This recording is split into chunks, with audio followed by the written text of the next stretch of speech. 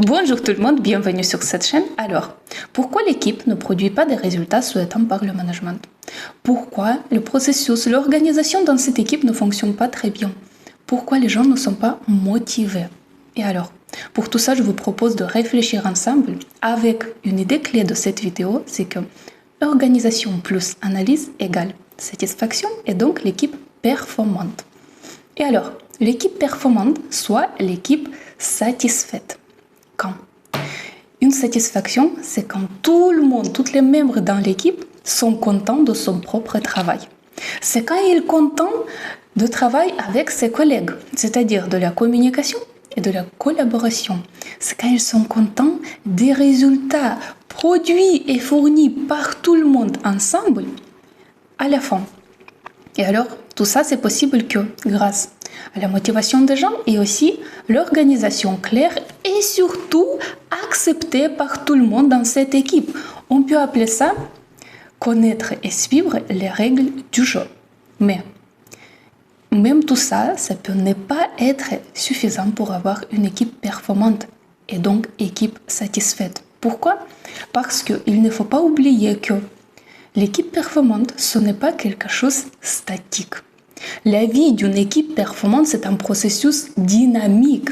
Ça veut dire que l'organisation dans cette équipe, soit les règles du jeu, doit être toujours accompagnée par l'analyse, soit une rétrospective. C'est une analyse à la fin de chacune itération, soit le sprint, soit une période donnée.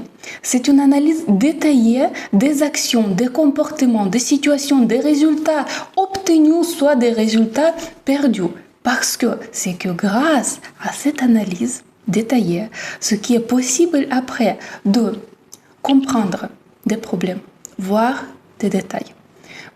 C'est possible avec cette analyse de voir les chemins pour amélioration, pour le progrès et pour l'avancement. Et grâce à tout ça, on peut trouver un modèle de fonctionnement et d'organisation efficace spécialement pour cette équipe, pour qu'elle devienne performante et donc satisfaite. Ça veut dire que ce modèle qui sera accepté et appliqué par tout le monde dans cette équipe, qui va leur satisfaire et qui va leur permettre d'avancer et de produire de meilleurs résultats ensemble. Donc, au final, l'idée clé, c'est que l'organisation ne sert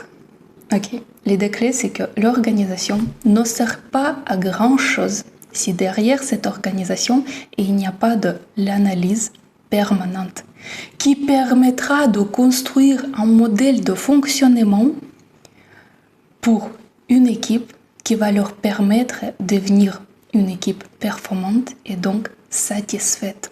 Voilà.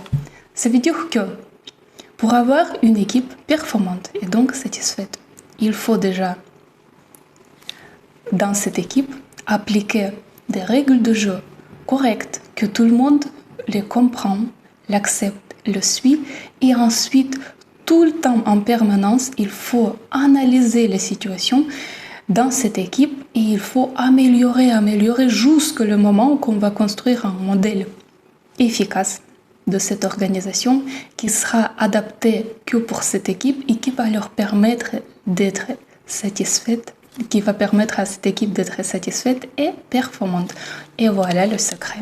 Et alors, je vous souhaite courage, appliquez ça dans vos propres équipes et avoir de meilleurs résultats. Merci beaucoup pour votre attention. À bientôt.